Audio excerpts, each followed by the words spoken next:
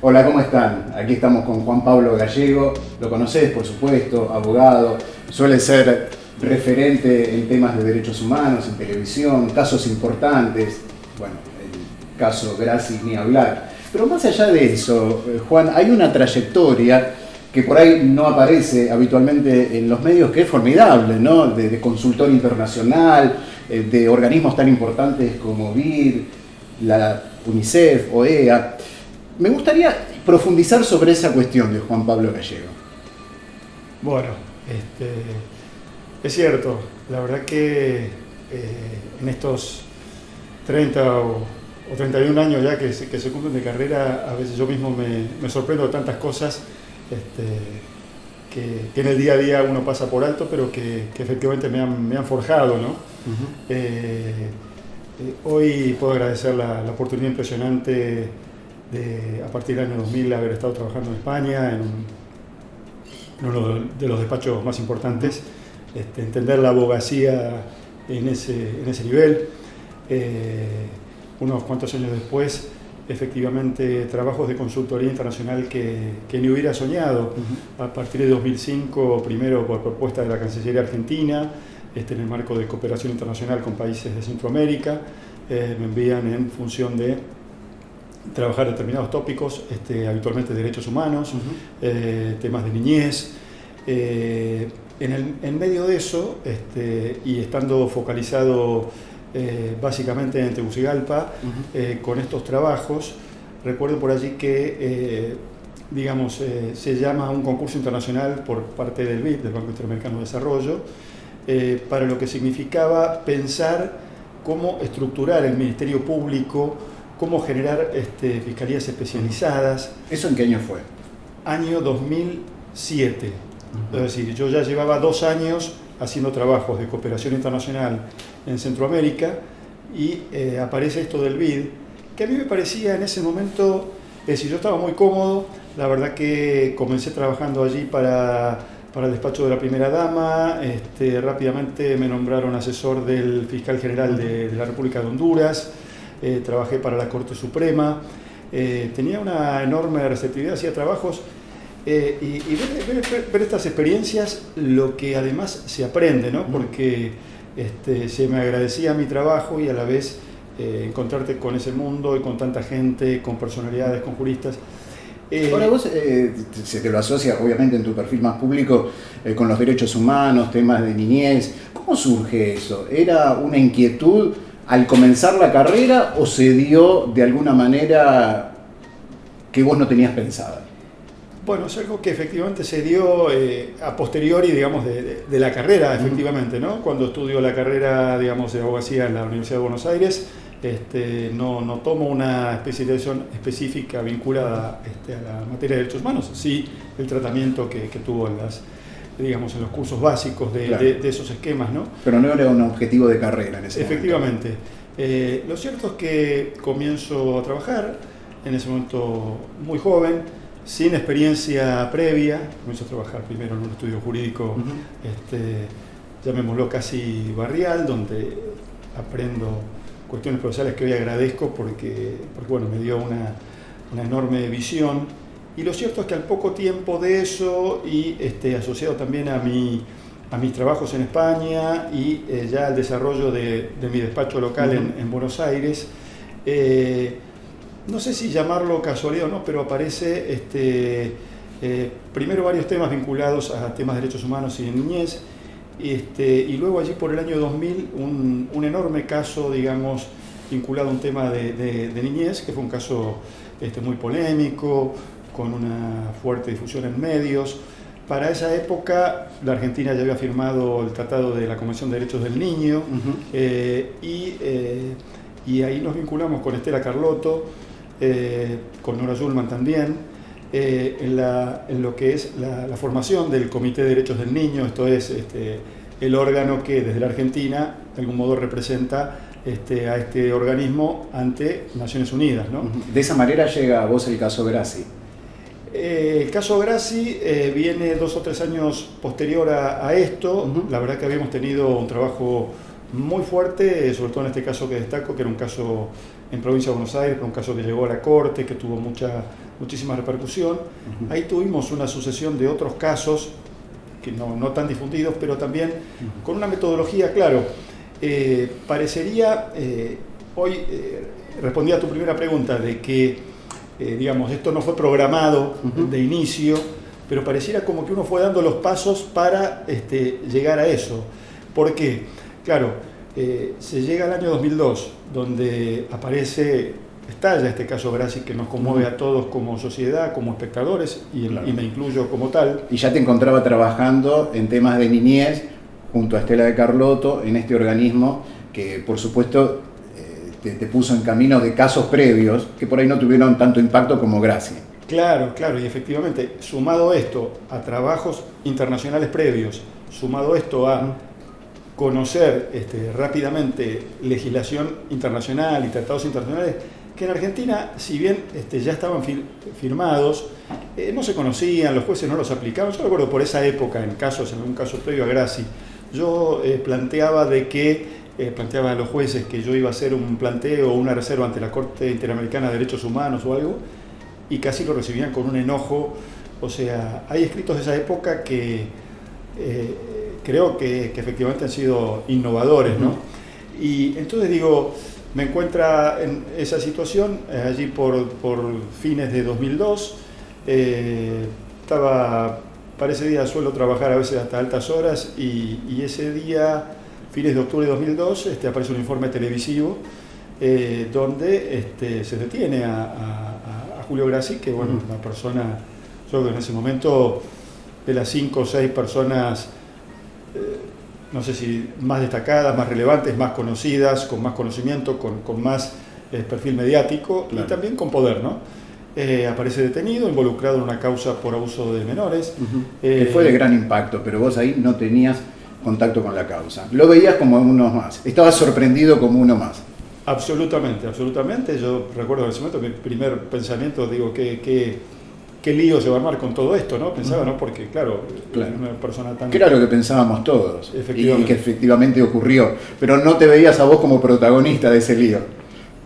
Por lo menos ese primer día... entre comillas, ¿no? Sí, por lo menos no ese primer día, pero sí lo comienzo a seguir con atención, y me llamaba mucho la atención que en todos los días posteriores, en casi todos los canales de televisión, aparecía primero Grassi antes de entregarse, porque bueno, si bien hubo una orden de detención, él la elude el primer día, se entrega aproximadamente un día y pico después, y luego todo su grupo de abogados, que llegaron a ser más de 25, que eran casi todos los abogados más importantes de la Argentina, en el ámbito penal, claro, por lo menos. Claro. Eran los abogados que uno... Claro.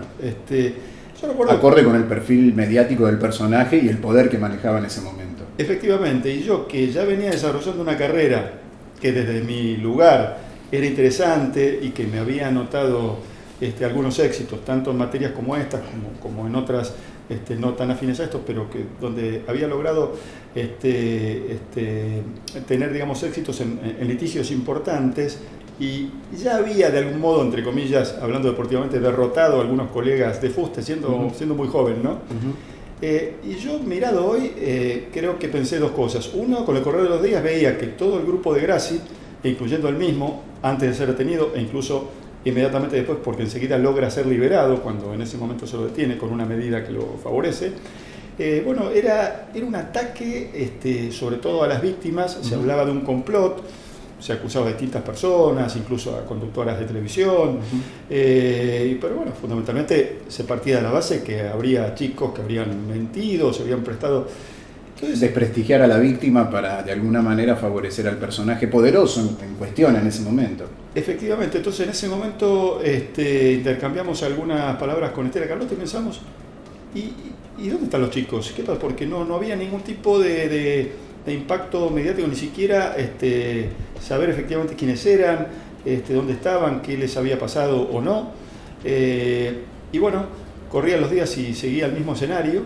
Y ahí fue que yo le sugiero a Estela, digo, yo creo que deberíamos cuanto menos averiguar, acercarnos, y si esto realmente es como la denuncia dice, creo que habría que pensar en representarlos, porque no es lógico que en un proceso judicial de esta envergadura estos chicos, e imagino que si hubo una orden de detención librada por un juez, es que algún grado de sospecha importante debería haber. Con lo cual, poco tiempo después, logro conectarme con dos personas que actuaban en el ámbito terapéutico con estos chicos. Accedo a las pericias, incluso pericias oficiales, y las veo muy convincentes. Y finalmente, a través de estas mismas personas, accedo en ese momento a los dos denunciantes. Claro, porque en este tipo de delito a veces recolectar la prueba es difícil. Y ahí es donde las pericias por ahí toman una fuerza muy importante, ¿no? Para después justificar un proceso. Sí, efectivamente, para mí era vital. Era vital esas pericias. Comenzar por ver algo así y encima que hayan pericias oficiales, ¿no? Públicas, hechas por la propia justicia. Y ver elementos que parecían de fuerte convicción, luego conocer a los chicos y ver el horror. Y ahí dije, tenemos que estar, decidimos con Estela hacerlo, comenzamos a pensar rápidamente, porque por esos días era un aluvión la televisión, que por otro lado prácticamente se informaba como que ya había sido una denuncia, que era volteada, que terminaba, que algo que se caía. Y en ese momento, yo recuerdo que el día que yo aparezco en un primer programa de televisión muy conocido, donde el graf atrás mío, en letras catástrofe, era: se cae la causa Grassi, y a medio metro mío estaba Luis Moreno Campos contando cómo se caía la causa Grassi. A partir de ahí fue un trabajo... Diste vuelta, ¿no? La situación, un poco también, sí. Usando un término deportivo, lo diste vuelta, porque ahí era muy complicado el contexto. Hay que remontarse a la realidad de ese momento para entender lo que era Juan Pablo Gallego frente a abogados tan reconocidos y en el medio un personaje que la gente tendía a creerle. Sí, yo creo, Daniel, que sí, que efectivamente quizás los primeros días mucha gente podría llegar a decir qué buena voluntad, un abogado joven poniéndose a representar a estos chicos, por lo menos para generar un equilibrio ante un juez, para ver, pero parecía ilógico dar vuelta a ese escenario. Yo recuerdo yo entré con muchísimo sigilo en la causa, ¿no? Recuerdo una anécdota de esos primeros días, porque esto era una conmoción. Recuerdo para esa época un programa político, que era el programa más importante de la época, estaba allí Grassi y sus abogados, etc. Y había una sensación ya, la gente empezaba a dividirse un poco, como diciendo, improbable que sea culpable, pero ¿cómo se le demuestra la culpabilidad con semejante equipo de abogados, con este poder y demás? Claro. Recuerdo que por ahí estoy en una conversación con mi padre, por esa época, fines de 2002, y recuerdo que él me dice algo así como, yo creo que es culpable, pero va a zafar, lógicamente.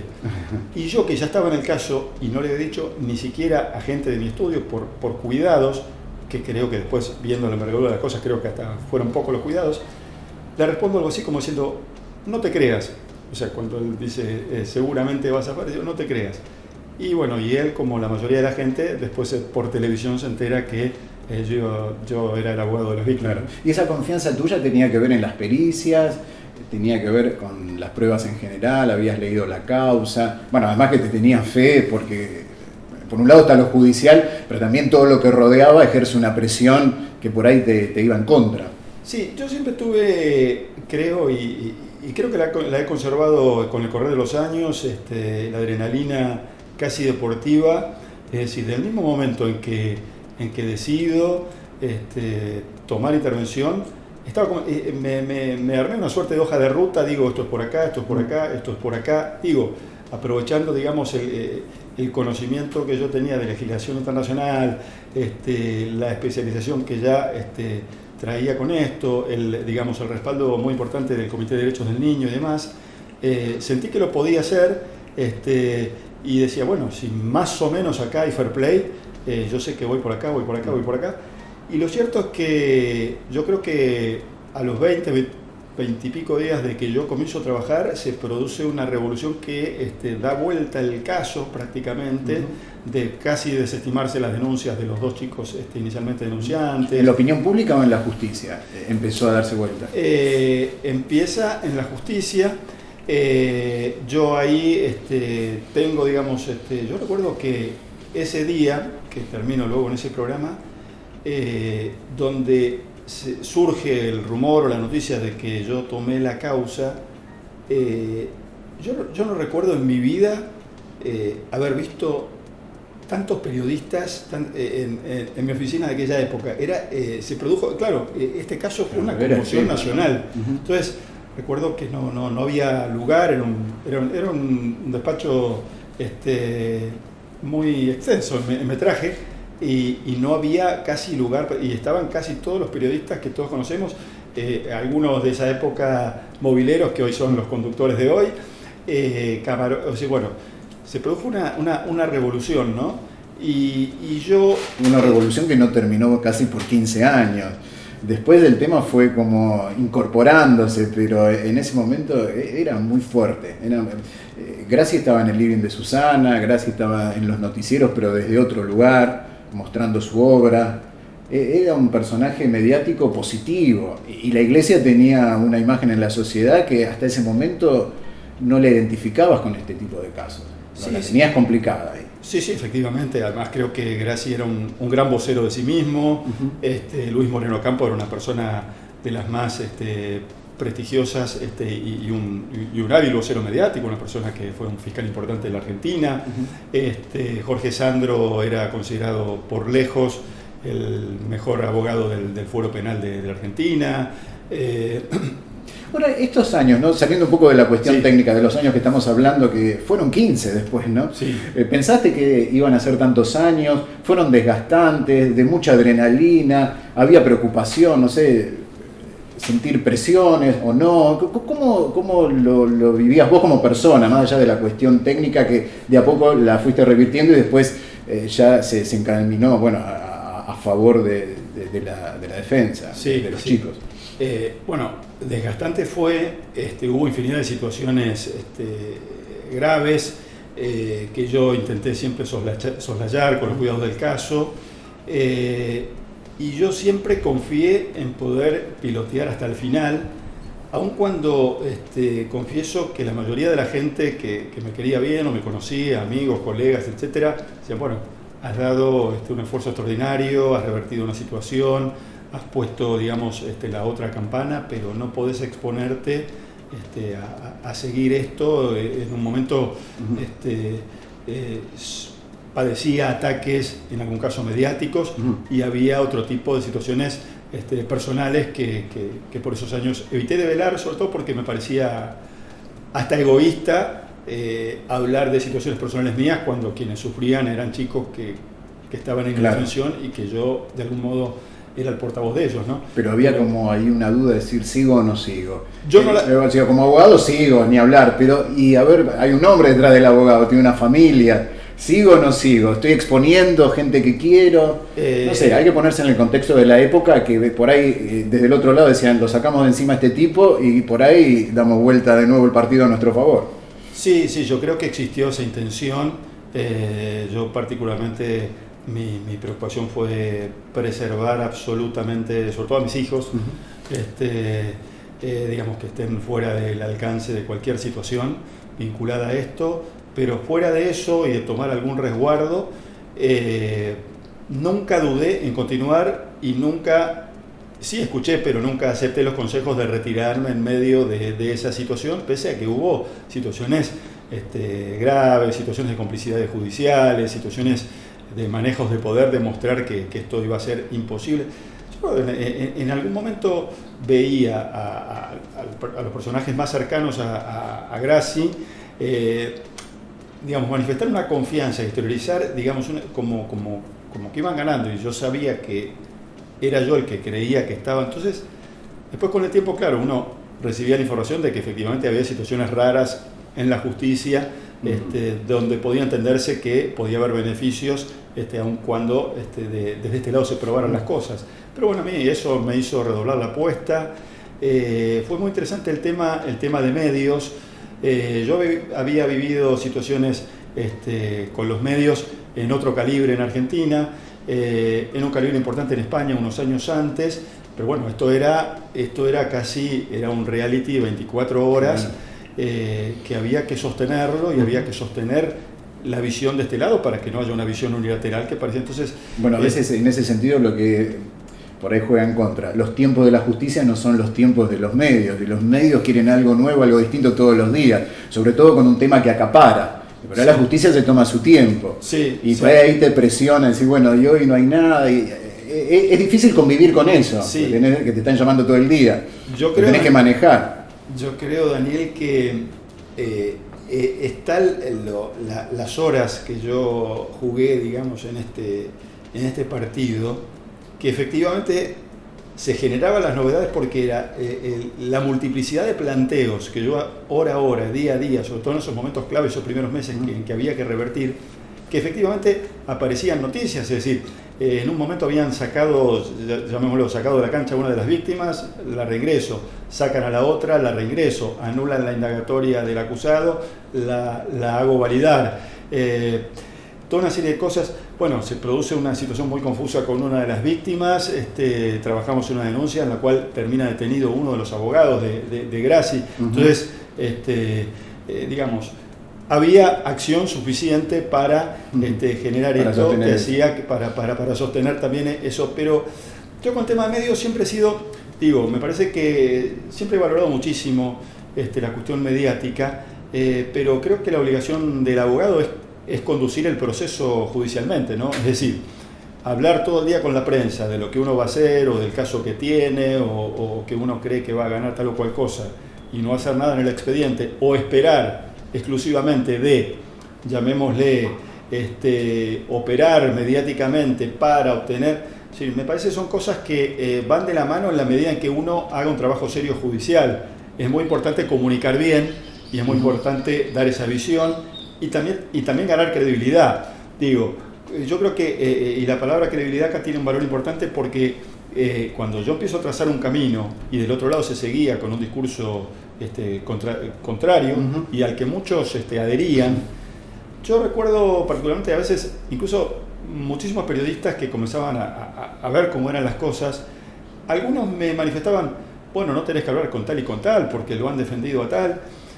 Y yo pensaba, a ver, si yo mismo me vi sorprendido, digamos, cuando vi la investigación, ¿por qué yo debería partir de la base de que cada periodista que opinó a favor de este hombre o dijo alguna cosa en mi contra, por qué yo debería partir de la base de que lo hace de mala fe, digamos? Podrá no haberme gustado un adjetivo. Bueno, entonces, de algún modo yo dije, yo tengo que evangelizar con esto, no pelearme.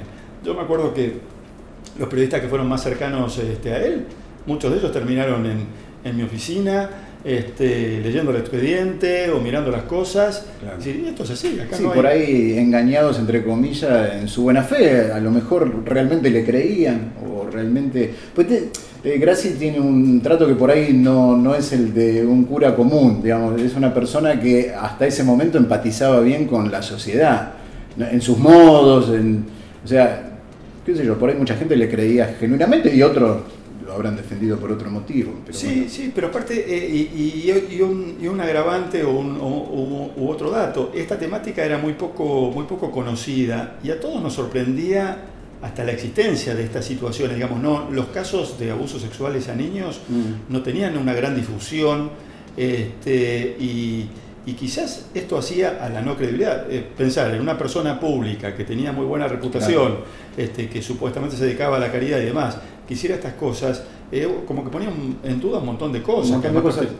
Ahora, justamente sobre eso te quería preguntar. A mí me parece, ¿no? Por lo menos a mí, no sé desde adentro cómo lo has visto vos, cómo lo analizás en el tiempo, que el caso Grassi fue un antes y un después. En los medios, cómo tratar temas de abuso de menores y demás. En la iglesia, que hasta ese momento tapaba todo y a partir de ahí como que no pudo hacerlo más. Creo que en la justicia también fue un antes y un después, Grassi. Sí. Como caso, ¿no? Sí, yo creo que sí, por varios motivos. Primero, por la temática. Segundo, creo que también esta cuestión de esta suerte de David contra Goliat hizo también multiplicar además la credibilidad y poder instalar el tema, ¿no? Cosas que, bueno, lamentablemente delitos que hoy siguen ocurriendo, la sociedad que ha evolucionado, que hoy hay nuevas leyes, hay leyes de protección de los niños, de las mujeres y demás, pero estas cosas aberrantes siguen pasando, pero hoy hay otra conciencia que en ese momento no la había, y hasta a todos nos parecía insólito pensar que un adulto abusara de un niño. Sí, es decir, estaba esta cosa, no sé si hoy sería...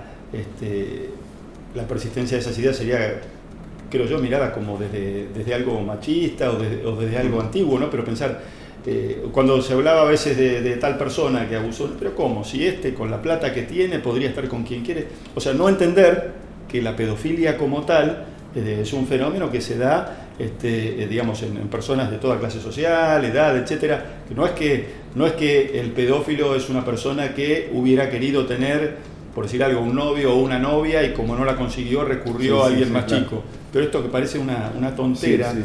Yo recuerdo, claro, por esa época, bueno, insisto, había tenido trabajos anteriores, había hecho cosas afuera, vinieron mis trabajos en Honduras, me relacioné con peritos forenses de distintas latitudes, o sea, donde si no aprendía con ellos, entonces, pero yo, palabras que hoy son, y se escuchan todos los días en los medios de comunicación, pero yo recuerdo que cuando yo lo mencionaba a esta persona como pedófilo o pederasta, son palabras que no me arrogo haberlas inventado porque creo que existían en la diccionario, pero creo que en la Argentina y en la prensa e incluso en la justicia no eran conocidas, incluso el acusado reaccionaba con una... Suenan fuertes, de alguna manera vos lo instalaste en los medios y, bueno, en la justicia no sé, pero en los medios por lo menos instalaste esa terminología que existía, pero que suena tan fuerte y que hoy está incorporada. Sí, efectivamente, por eso sí coincido que hubo un antes y un después, y después en lo que hace a esta asimetría de poder, ¿no?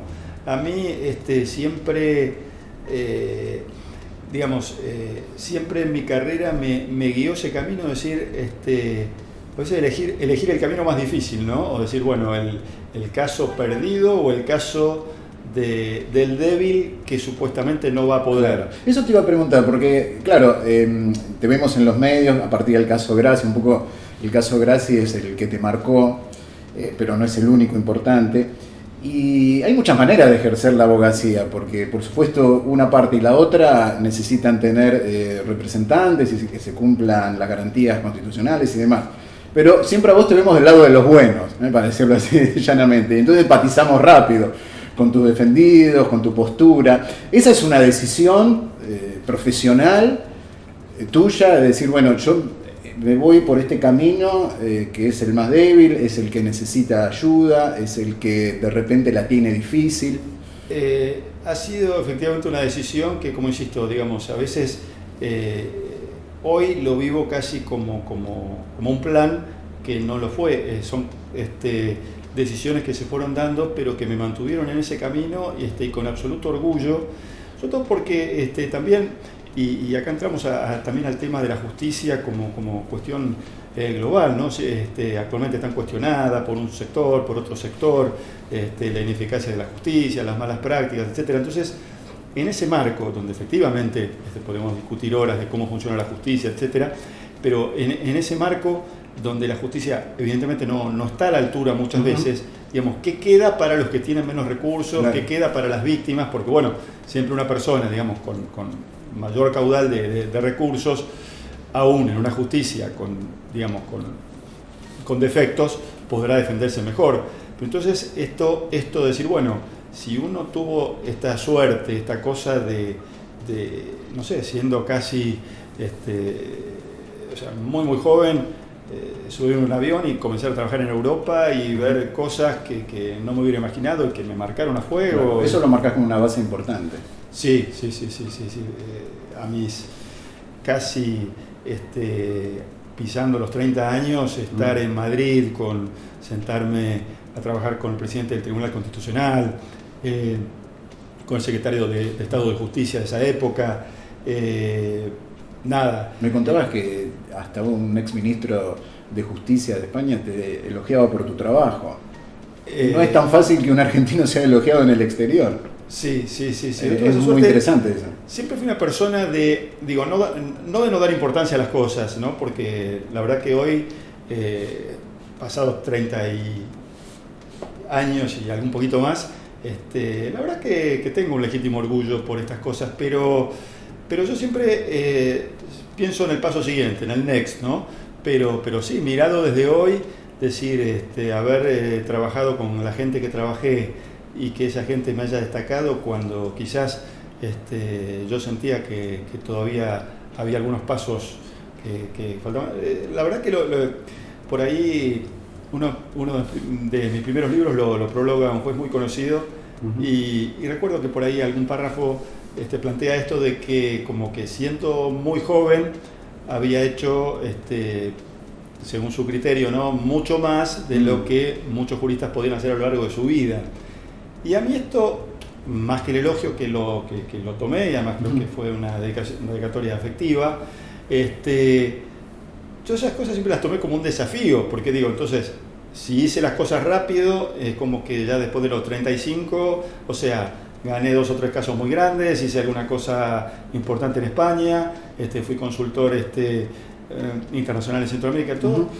Digamos, ¿qué me queda por hacer? O me dedico a no hacer nada, claro, o aprovecho esta notoriedad para hacer cosas que me tengan otro rendimiento y que me alejen de esta esencia. Claro. ¿Y qué te queda por hacer?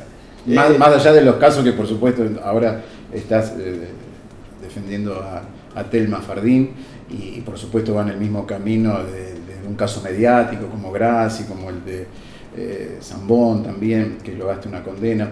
Pero más allá de eso, ¿qué es lo que te genera a futuro una expectativa? ¿O seguir con esos casos o ir un poquito más arriba en otra cosa?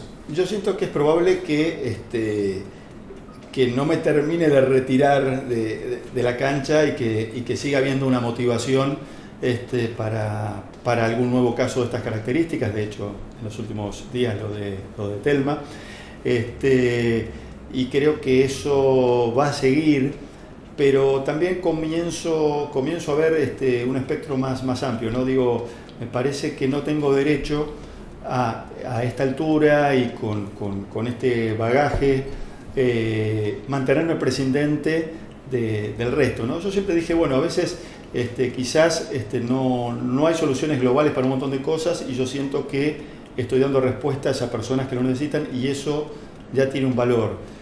Quizás hoy miro también, y esto hoy también se relaciona con mi trabajo en World Juris Association, en organizaciones internacionales de la abogacía, empezar un poco, digo, cómo ayudar a que nuestra profesión participe y consolide un poquito más el Estado de Derecho en Argentina, las garantías, porque es cierto, acá a veces son modas, ¿no? En una época se hablaba mal exclusivamente de los políticos, en su momento se decía, bueno, los senadores, los políticos, son ñoquis, tal cosa.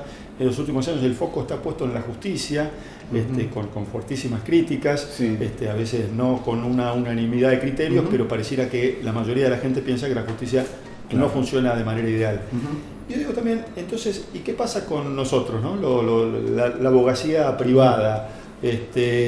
Digo, no deberíamos darnos una autocrítica, no deberíamos pensar cómo deberíamos contribuir mejor a que las cosas funcionen, porque somos una parte esencial, justamente. ¿Qué necesita un juez? Una mejor justicia, ¿no? Ese sería un objetivo. Trabajar para una mejor justicia. Con lo cual, hoy estoy mirando también ese foco. La verdad que últimamente vengo ahora de noviembre del Congreso Mundial que hemos tenido en Barranquilla, con prácticamente las personalidades más importantes del mundo del derecho a nivel global. Y a mi regreso a la Argentina, además de que me esperaba el caso Zambón, que fue también otro enorme desafío, que logramos una condena el último enero, muy importante, reparar a una jovencita que había sufrido, la verdad, que atrocidades.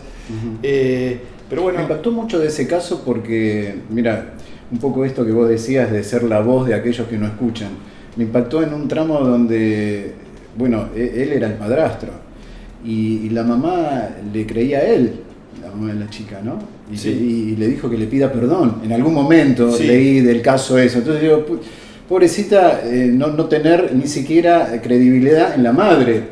Sin embargo, vos le das esa credibilidad a su postura, que por ahí no tenía dentro del seno familiar. Me impactó mucho. Sí, eso. Y esa es la otra parte interesante de los juicios orales, Daniel. Y esto yo recuerdo también, en mi vejez, yo empecé la profesión allá por el año 91, a posteriori de esa fecha se instalaron lo que es la modalidad oral en penal, y ahí es donde yo vi que, digo, es por acá, ¿no? Porque yo recuerdo que cuando tenía posibilidad, en esas primeras épocas, de tener audiencias, lo que llaman las audiencias en los juzgados, sentía que tenía muy buen desempeño. En los juicios orales, digo, ¿qué pasa? Pues muy interesante en relación a este último caso Zambón, esta postura de esta mamá. Lo que termino viendo en el juicio oral no es que no le creía, o sea, esto era lo que quedaba instalado en el expediente. Ahora, a la hora de discutirlo en el debate oral y escucharla declarar, en rigor lo que yo sentí es que esta mujer defendía un interés económico, defendía una situación con este hombre condenado, pero no podía desconocer. ¿Por qué? Porque vinieron profesionales muy importantes, contratados por ella misma en su momento para consultar si algo había pasado, y estos profesionales decían, señora, a su hija le pasó esto y el que lo hizo fue este. Entonces, ella no quería creer. Claro, digamos, efectivamente. O por algún interés no quería escuchar lo que era una evidencia. O sea, lo sabía. Pero fíjate, un juicio oral bien llevado lleva a que estas cosas salgan a luz, porque efectivamente tu visión era la mía y la de cualquiera que seguía el caso. Un poco en los medios estaba instalado de esa manera, ¿no? Sí, sí. Que la mamá no le creía. Y bueno, el médico, por supuesto, siempre hay una relación de poder, ¿no? Entre el que abusa, no solo relación de poder en lo sexual, sino también de poder en todo sentido, ¿no? Ya sea porque es cura, porque es médico, porque es padrastro, bueno, siempre hay eso de ejercer el poder sobre el otro, ¿no? De someter. Bueno, y a mí me ha impactado esto, y en este camino vamos a decir, ¿por qué elegiste seguir en esta línea y estar siempre desde este perfil? En lo que hace este tipo de delitos sexuales, he comprobado a lo largo de tantos años el daño terrible que provoca a las víctimas, ¿no? Me acuerdo que en paralelo a la causa Gracie hubo otro caso notoriamente mediático, que también lo recibo yo, que era de un grupo, llamémosle, en ese momento eran personas de algo más de 40 años, o sea, eran un grupo de alumnos de un colegio de San Isidro, exalumnos, o sea, yo era varios años más joven que estos consultantes, llamémoslo, y que denunciaban abusos sexuales ocurridos muchísimos años atrás por un profesor.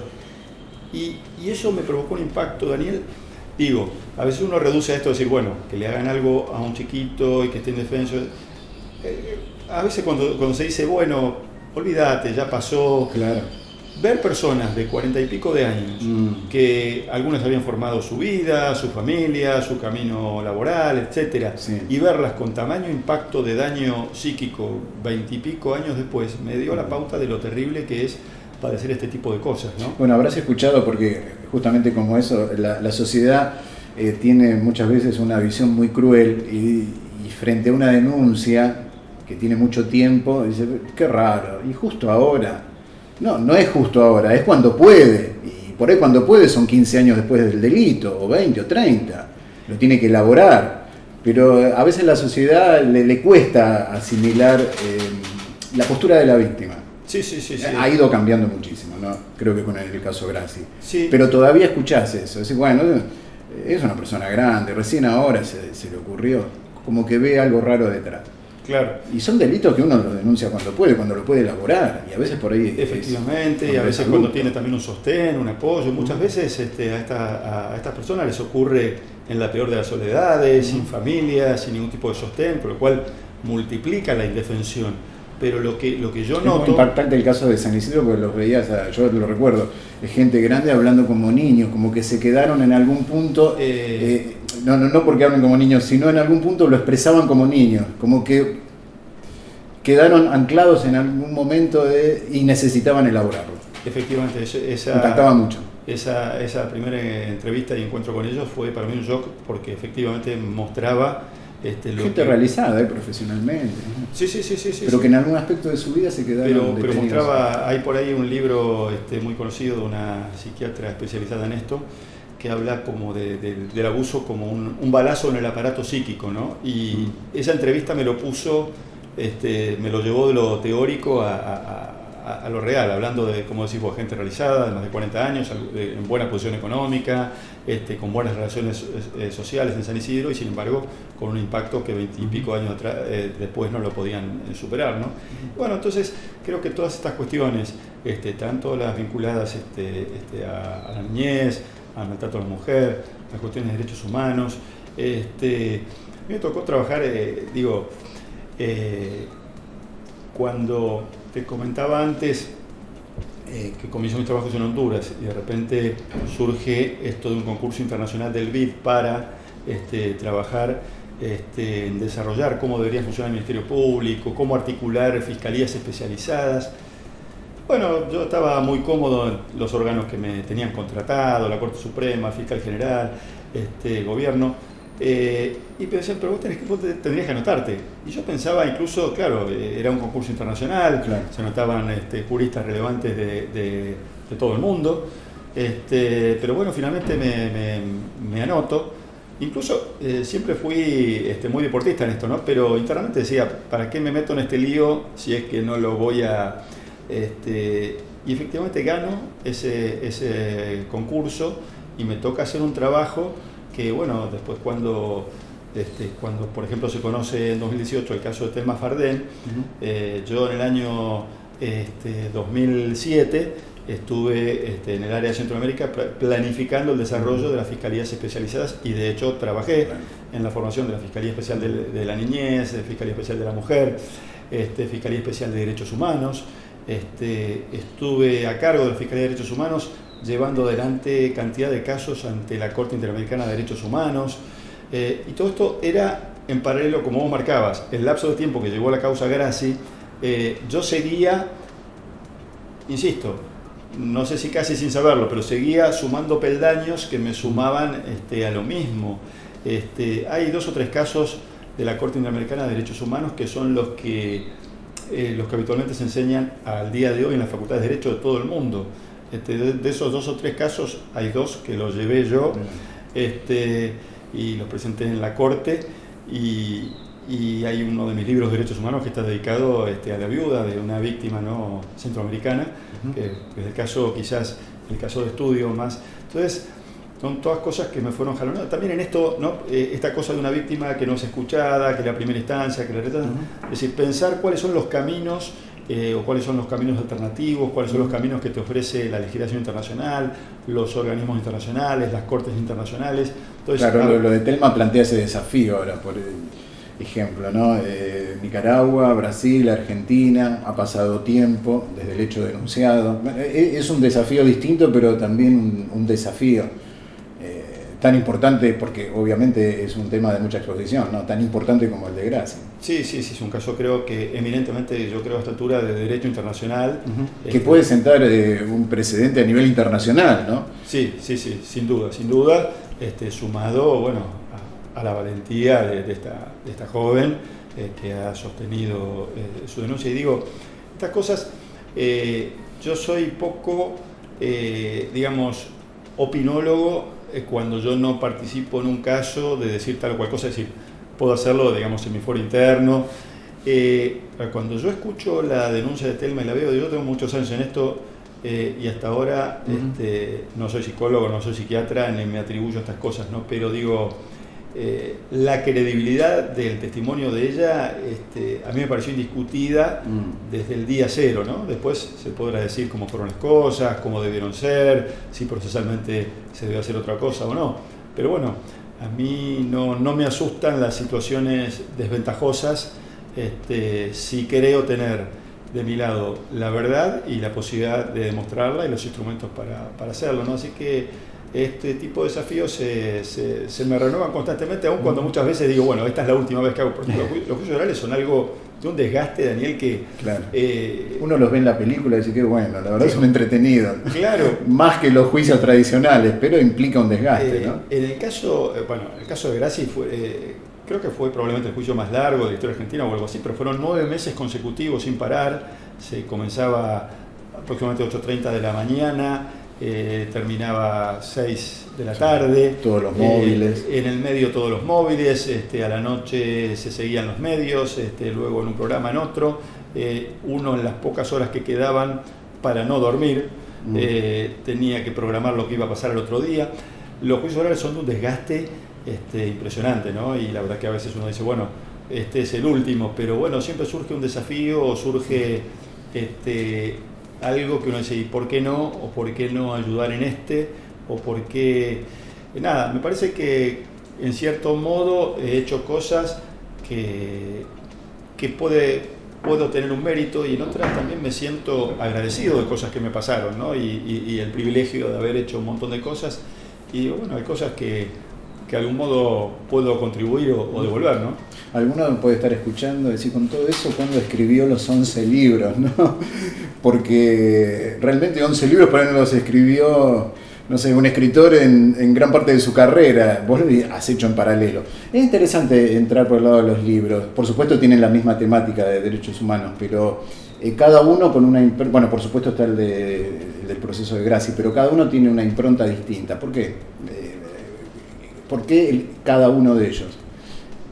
Generalmente me lo han inspirado los propios trabajos o las propias experiencias, ¿no? Como decía, cuando desde la Fiscalía Especial de Derechos Humanos en Honduras se me dice, bueno, todos los expedientes de la Corte Interamericana de Derechos Humanos quedan a tu cargo, bueno, para mí fue un desafío y aún sin saber que algunos de los casos que hasta yo había estudiado en mi época de estudiante y todavía estaban sin resolver, me tocaba a mí, ¿no? Entonces, eso claramente disparó un libro, ¿no? Grassi disparó otro, La niñez como tal en una suerte de raconto de algunas otras, y también la idea de una intervención distinta, ¿no? Proponer, y en esto me sumo a algo que hoy pienso en el aporte que puedo hacer desde la abogacía, pero creo que en estas materias de derechos humanos he intentado no reservarme para mí el know-how o esta cosa que tocó creativamente decir, bueno, acá hay que intervenir de una manera distinta, acá hay que actuar de esta manera, con estas herramientas legales, pensando en un trabajo transdisciplinario, y esto contarlo. O sea, me parece poco egoísta decir no compartirlo, ¿no? Claro. Y entonces, como que cada una de mis experiencias en distintos países o en distintos casos fue disparando casi sin saberlo un libro. Soy mucho de escribir, de siempre tener una hoja a mano y tomar un apunte de una cosa, relacionar una cosa con otra, o a veces un fallo que me impacta, me hace ahondar en una cuestión y profundizar en esa. Y bueno, y sin querer, alguna cosa que específicamente me encargó UNICEF. Bueno, distintas cosas. Tuve una experiencia trabajando aquí también en la Secretaría de Niñez, Ministerio de Justicia, en el Senado de la Nación, Cámara de Diputados, Ministerio de Defensa, o sea, cada cosa, y también digo, de cada posibilidad di lo mejor o intenté dar lo mejor, pero bueno, también me llevé aprendizajes y me llevé ideas que intenté después difundir, ¿no? ¿Te afectan los casos en lo personal?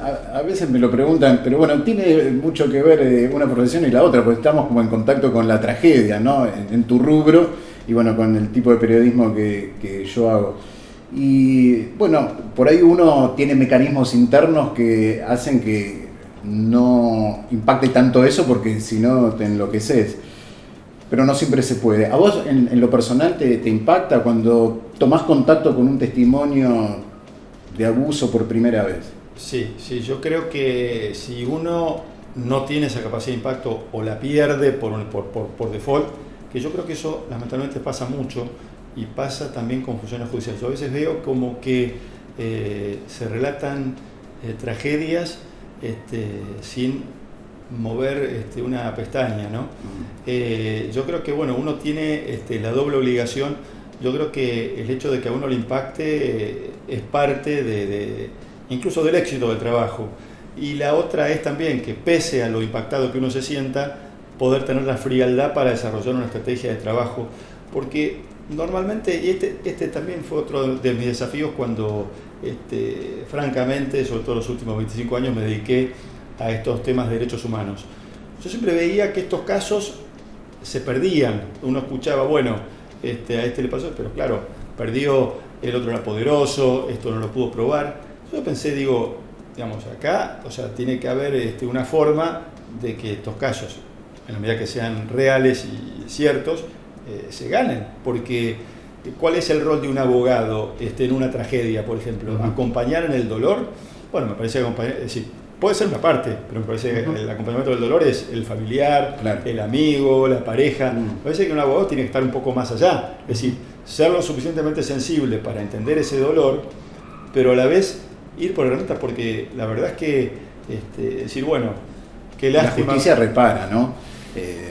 Repara un poquito el dolor, no, por supuesto no vuelve atrás la tragedia, el impacto, sí, es muy interesante. Pero cuando me parece que ese padre o ese chico abusado siente que se hizo justicia, de alguna manera se cierra una historia. Sí, efectivamente es así y es notable, en las víctimas sobre todo es notable cómo esto repara.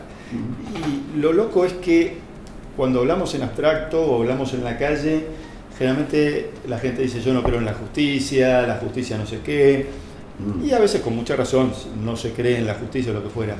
Pero paradójicamente, para alguien que sufrió, sobre todo porque en los casos, sea de abusos sexuales o de violaciones de derechos humanos y demás, son casos donde se produce una asimetría gigantesca.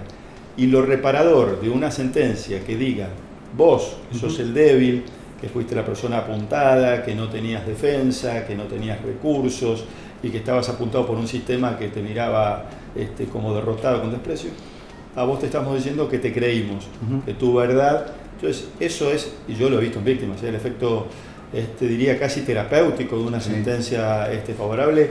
A mí por eso digo que este tipo de casos, la reparación judicial es definitoria. Si vos me decís, porque a veces he escuchado incluso teorías que no comparto, como decir, bueno, las he escuchado en televisión, ¿no? Como diciendo, bueno, una víctima podría elegir, no sé, contratarse a un buen psicólogo, hacer terapia por 10 años y superarlo, y eso sería un camino alternativo a la justicia. A mí me parece un disparate.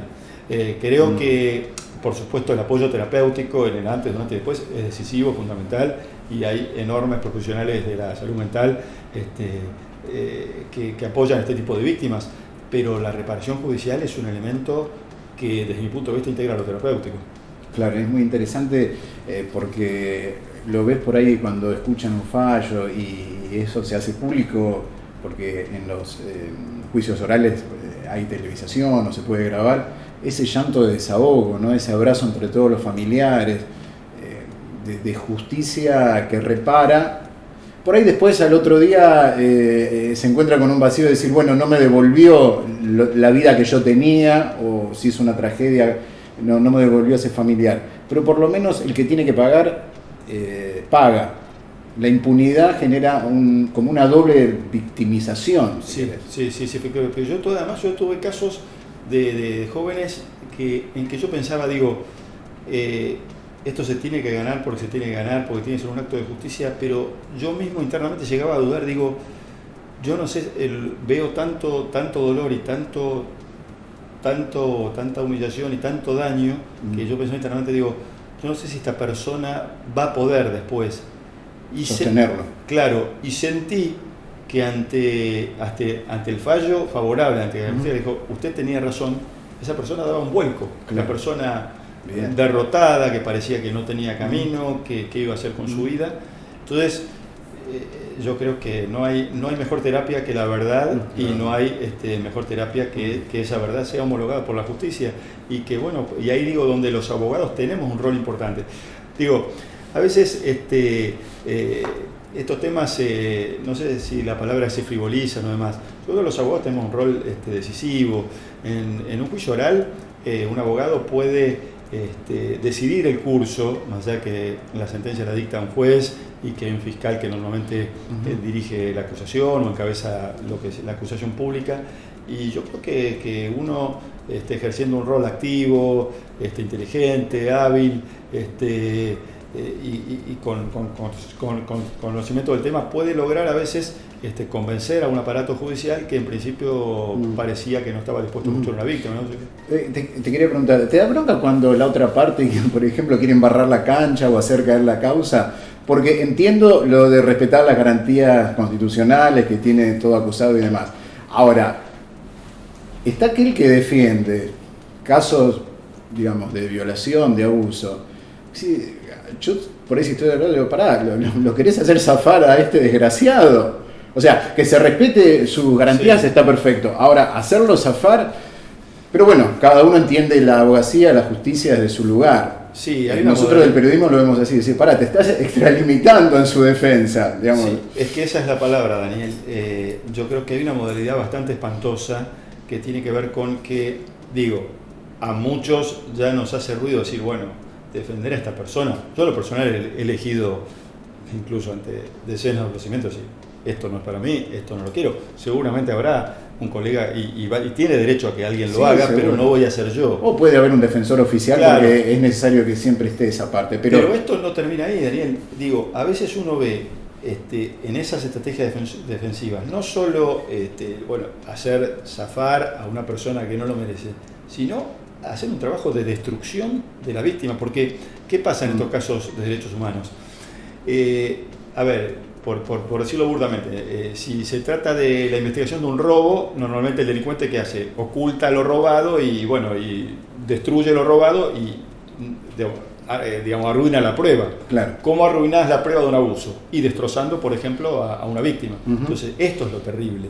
Uh-huh. Entonces, creo que ese es el límite que no debería cruzarse y que lamentablemente se cruza, y lamentablemente si quienes estamos del lado de las víctimas no somos vigilantes de eso, yo creo que pues, es un debate muy importante el futuro de la abogacía y su ensamble en lo que es el trabajo con la justicia, ¿no? Ahora, la justicia, es verdad, vos lo decías, la gente tiene una imagen en general mala, le pega a la justicia, que en definitiva no es pegarle a nadie, porque bueno, ¿quién es la justicia? No sé, la corte, es como nadie en concreto. Pero a vos te ha ido bien en los casos, o sea, has tenido condenas dentro de lo esperable, por ahí un poquito más, un poquito menos. Sí.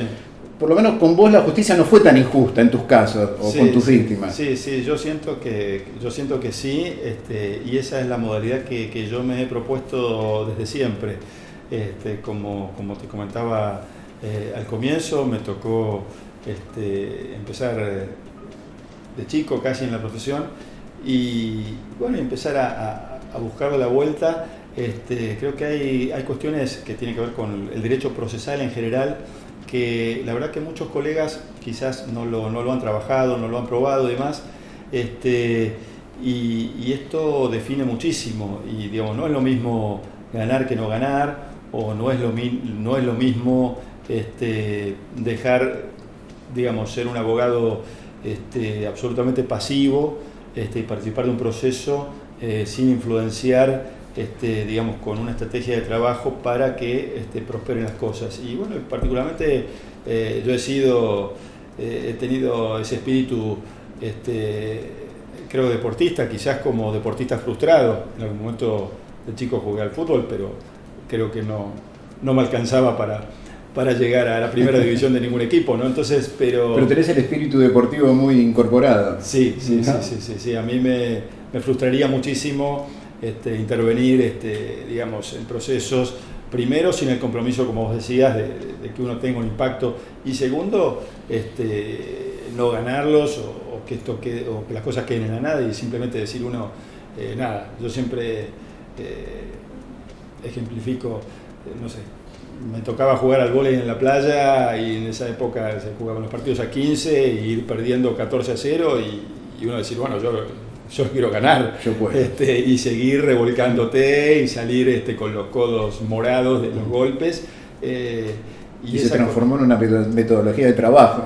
Yo creo que en cierta medida revertir las difíciles. Ese espíritu, sí, en algún otro de los prólogos de algunos de mis libros hay otro funcionario importante que hablaba de una cierta obcecación en mi trabajo, necesaria, decía él, claro, en estos temas, ¿no? Uh-huh. Y creo que eso, y esta cosa de decir, insisto, yo nunca me acerqué o participé de estos casos como diciendo voy a tener una participación testimonial, porque queda bien, porque no deja de ser un buen gesto ayudar a tal. Yo digo, bueno, perfecto, eso se cae de maduro que sí, pero digo, bueno, vamos a ganar. vamos a demostrarlo, vamos a probarlo. Entonces, vamos a probarlo sobre todo en la justicia. Si el tema además es mediático, bueno, vamos a dar también ese debate, no dejemos instalar como la verdad real lo que es falso. Con la causa de Graci era muy notorio el favorecimiento que la justicia quería otorgarle. Recuerdo que el día que comenzó ese juicio oral, que duró 9 meses, lo primero que hacen los jueces es, bueno, vamos a firmar un acta a todas las partes de que, dado que hay que proteger la intimidad de las víctimas y demás, nadie de los que estamos en este recinto va a poder hablar con la prensa, salvo el acusado, porque es quien tiene sus derechos más importantes. Entonces, pasan el acta, la firman absolutamente, para mi sorpresa, absolutamente todos, pero yo no la firmo y digo, no lo acepto, y bueno, en buena hora, porque era, ese juicio era insólito por esto, ¿no? 9 meses, 8 horas diarias, solía haber un cuarto intermedio, y era algo increíble la forma en que la otra parte mentía, ¿no? Entonces, yo sentía que iba avanzando, trabajos, y yo veía que esta persona que parecía derrotada bajaba en el cuarto intermedio o a la noche aparecía en un programa, encendida la lucecita y los flashes, bueno, lo voy ganando, Gallego es un mentiroso, demostré todo, está todo a mi favor. Entonces digo, me parece que ahí es donde digo que ensambla la cuestión mediática. Digo, me parece que si como abogado uno cree que su trabajo es un trabajo meramente mediático, decir, bueno, cuanto más esté en la tele mejor, y digo tal cosa, y digo tal otra, y digo gané, y digo eso, tal cosa, me parece que no es la base, me parece que la base es lo que uno hace en la justicia, pero poder comunicarlo, sobre todo en casos donde están en juego cuestiones de poder, o personas con mucha llegada mediática y demás, es muy importante comunicarlo porque hace a la comisión. Y también digo, los periodistas al final no son tontos, ¿no? Entonces terminan viendo quién les miente, digo, ¿cuánto hubiera durado yo si en alguno de estos casos tan importantes, yo por el solo hecho de, sea por querer destacarme o por querer decir alguna cosa que me favoreciera, hubiera hecho una mentira, hubiera dicho una mentira? Es decir, ¿cuánto hubiera durado mi credibilidad? Esto hace que, primero porque yo también soy cuidadoso, y si bien me siento enrolado en determinados principios y con una posición muy marcada, soy una persona que analiza el caso por caso. No es que porque yo diga, yo soy una persona vinculada a los derechos humanos, o sea, entra un caso a mi estudio como si fuera una carpeta que me vuela por la cabeza y digo, bueno, este caso lo estudio, lo analizo, me convenzo, siento que hay caso, y si siento que hay caso, que hay víctima, que hay... Bueno, ahí es donde juego el partido. Pero bueno, eso creo que también es importante porque a veces también las meras batallas mediáticas o las meras batallas de consignas a veces son una encerrona fatal para las propias víctimas, ¿no? O sea, yo como abogado tengo que ser el abogado del caso, tengo que ser el abogado que estudia el caso, que lo analiza y que tiene una estrategia para trabajar.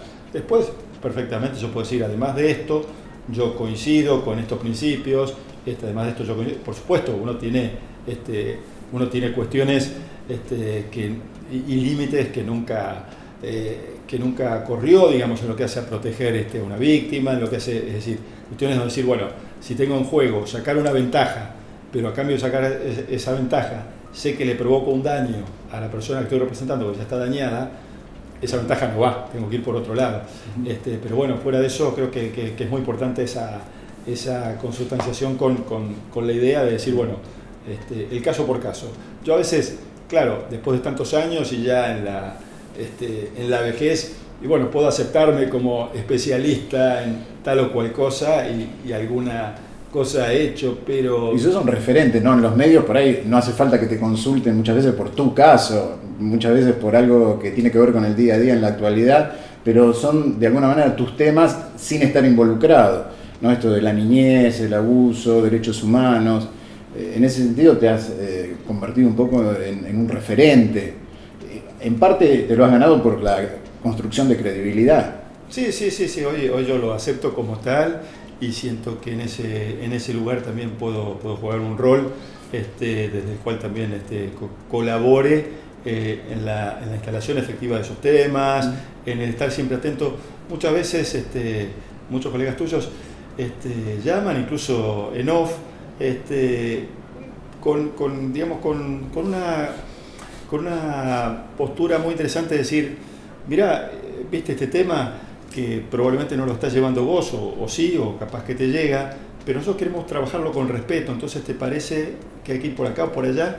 Y en eso suelo dar opiniones que no necesariamente se reflejan con que yo aparezca en la cámara, pero creo que está bueno también que el periodismo se plantea estas cosas, decir, bueno, por supuesto son noticias de impacto, esto lo va a hacer nuestro noticiero hoy porque es el tema del día, pero tener esa delicadeza de decir, nada, consultemos, esto es por acá, se conviene decir tanto, hace falta, digamos, exponer tanto a una víctima, y en eso hay mucha consulta, a veces en off, a veces en on, pero sí, bueno, yo creo que ha habido una evolución importante del periodismo, pero creo, yo le insisto a lo deportivo, porque lamentablemente o no, la historia la escriben los que ganan, ¿no? Entonces creo que la historia de las víctimas derrotadas es una historia lamentablemente trágica, pero de derrota, y eso hace que cuando los vivillos victimarios que hicieron un desastre en una persona ganan, esos vivillos tienen voceros ganadores que provocan otro resultado en la sociedad, en el periodismo. Entonces de ahí también la importancia esta deportiva de tener el resultado. De tener resultados. Sí. Una visión bilardista, ¿no? Para los futboleros, pero bueno, que es importante, porque la sociedad empatiza con el resultado. Sí. ¿Y a vos te ha ido bien? Sí, curiosamente sí, yo lo asocio mucho al fútbol. Hoy quizás, después de Vilaro, creo que Cholo Simeone ha sido, y me ha tocado verlo en España, una suerte de ese perfil de decir, hay que jugar y hay que ganar, ¿no? Y creo que esas dos cosas, y bueno, y que no, creo que por lo menos en esta materia no dejan de estar, no deja de ser posible hacer un buen trabajo, es decir, un buen juego, y que ese buen juego tenga un resultado. Creo que se puede lograr un equilibrio entre las dos cosas, pero sí, el resultado creo que es clave. ¿Te queda tiempo para hacer otra cosa que no sea leer sobre esto? Veo que hay mucha música por acá, mucho libro. Entiendo que te gusta el fútbol. ¿Hay tiempo para eso? Hay tiempo cuando la pasión te lo facilita, ¿no? Es decir, yo incluso cada vez que tengo un viaje, ese viaje está matizado por música que llevo en los aviones, que llevo en cosas que me toca conocer en otros, qué sé yo, en mis orígenes musicales, era fanático del rock nacional. Y recorriendo latitudes abrí mis oídos a otras cosas, y con las lecturas lo mismo. Soy una persona que permanentemente me cuesta este traspaso digital de casi todo, que la pandemia aceleró a niveles extremos, porque hasta no hace tanto, e incluso hoy los domingos me encanta todavía leer los periódicos en papel, por ejemplo, ¿no? Creo que a veces permiten otra profundidad, como yo no sé hasta qué punto eso quizás los más chicos lo asimilan mejor y lo pueden hacer, pero yo siento que ese tipo de, por ejemplo, de notas que nosotros estamos acostumbrados a leer, o grandes editoriales de una página y media entera, ¿no? Digo, yo no sé, capaz como que en internet buscamos solamente la noticia impactante y capaz profundizamos en alguna que nos interesa. Entonces, bueno, nada, uno escribe esas cosas, pero sí, me gusta muchísimo la lectura, leo muchos libros, a veces varios a la vez, y la música siempre está, siempre hay algún momento. Mucho rock nacional, Charlie, sí, Soda. Sí. La verdad que son cosas, cuando uno piensa, digamos, los lujos que uno se dio desde lo profesional, también he tenido el lujo de conocer a algunos de estos músicos, o de estar en alguno de esos shows, de cosas así que nada, como en una etapa en que siento que, bueno, que tengo muchas ganas de seguir dando, de seguir haciendo, y bueno, y también encontrarle el disfrute a eso, ¿no? ¿Cómo te definirías? No solo en lo profesional, sino en lo global. Por ahí es difícil, pero a ver, un luchador, vamos por el lado del deporte, un entusiasta, Sí, es un poco, o sea, yo un soy jugador metedor o que tiene destellos de calidad. soy una persona digamos, que cuando voy por un objetivo, voy a fondo en todos los planos. O sea, Perseverante. sí, no, digamos, como en el fútbol, digamos, en media tinta no me gusta, o como se le dice a algún jugador, el pecho frío, digamos, ¿no? Como a veces se dice despectivamente de alguien que no le da. Al contrario, a mí los desafíos en todos los planos, y también el personal me energizan en realidad, ¿no? Y así como en el trabajo, en otros aspectos, jugar en cancha visitante me energiza y me da otra adrenalina, con lo cual nada, es interesante. Yo creo eso, ¿no? A veces terminé grandes temas o en la profesional y todo, y como decir, bueno, y ahora, después de esto, ¿qué vas a hacer? O sea, después de esto cualquier cosa es chica. Después te das cuenta que no, o de alguna experiencia personal, decir, bueno, esto debe haber sido lo mejor, y ¿por qué no va a haber otra cosa mejor? Entonces, yo siempre, como digo... Es difícil por ahí encontrar un estímulo después del caso Grassi. Es como por ahí arrancar, no sé, querés ir al deporte, arrancar jugando en primera y ganar la Copa Libertadores. ¿Y ahora qué? Porque Sí. como que fue un partido o un torneo muy fuerte el que vos ganaste. Y después, ¿cómo encontraste otro desafío, un estímulo para seguir? Y de hecho lo has encontrado y seguiste, pero me imagino que en ese momento decís, bueno, ¿y ahora qué?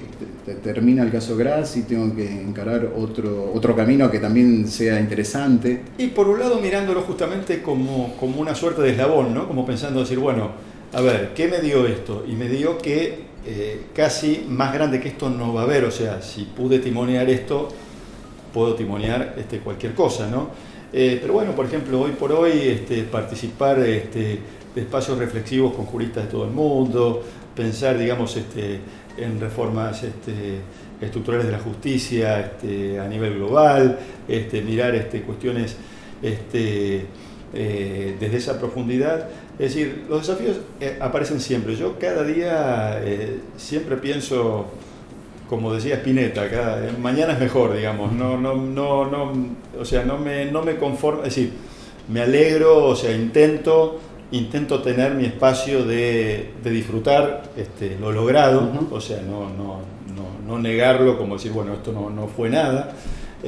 También como inspiración para muchos abogados que se van recibiendo, muchos que están estudiando en este momento y realmente ven en casos emblemáticos y en tu actuación por ahí un camino. Sí, tengo mucho contacto con los abogados jóvenes, muchísimas abogadas jóvenes también. Bueno, durante años he sido profesor de la Universidad de Buenos Aires, en Derecho. Ahora se da mucho por redes que consultan muchísimo y todo, y nada, en la medida que puedo siempre respondo. Y bueno, yo creo que bueno, también hay un futuro, ¿no? Así como a veces uno se pone oscuro en pensar que a veces las cosas no están buenas, que la profesión no funciona como debe, la justicia tampoco. Ves mucha gente joven con mucho espíritu, con entusiasmo, y que van a decir, no todo es, a veces, como pasa con todo, ¿no? Los medios reflejan la parte que pueden reflejar. Entonces quizás somos 8 o 10 abogados los que habitualmente son los nombres que aparecen conocidos, cada uno de su lugar, su rol, uh-huh, o todo el lugar donde la gente los ponga, como habrá 4 o 5 médicos que son, en el caso que pasó con la pandemia, ha habido cantidad de infectólogos dado lo tremendo sí, de esto, sí. Y que bueno, digo, ¿no? Pero momentos, ¿no? Estaban de moda. Claro, pero no se reduce a eso. Creo que hay mucho, y creo que está bueno pensar en eso, ¿no? En generar ese semillero, que lo hay, que hay gente que tiene valores, que hay gente que tiene creatividad, que hay gente que tiene ganas, y bueno, y hay mucha gente que no, y que el sistema a veces iguala para abajo. Uh-huh. Y ese creo que es el otro punto, o sea, no quedarse en ese igualar para abajo. O sea, no importa si a veces da igual hacer las cosas bien o mal, o mentir o decir la verdad, o decir cualquier disparate para aparecer en algún lado. Nada, tratar de tener uno una suerte de autoparámetro, ¿no? También y pensar Y eso, ¿no? Yo siempre pienso que mañana va a haber algo mejor. Yo cada mañana me levanto con alguna idea o con alguna cosa interesante por hacer, ¿no? Destacás en tus redes abogado UBA. Me parece un lindo reconocimiento para la UBA, que está bueno que lo remarques, ¿no? Que tuvo tantos momentos difíciles, pero a la vez tanto prestigio. Sí, yo soy un agradecido absoluto. Yo estudié, yo vivía en provincia de Buenos Aires, me tomaba el tren, en ese momento el tren Sarmiento, me tomaba en ese momento lo que era un colectivo, y bueno, y la verdad que la universidad me dio, ese era un momento de especial brillo, con titulares de cátedra de fuste, con los cuales me tocó cursar y demás, y soy un agradecido de eso, y al día de hoy intento devolverlo, sea como profesor, o sea participando de foros académicos, que sí, lo vivo con orgullo y con agradecimiento. Sí. Muchas gracias, Juan. Gracias a vos.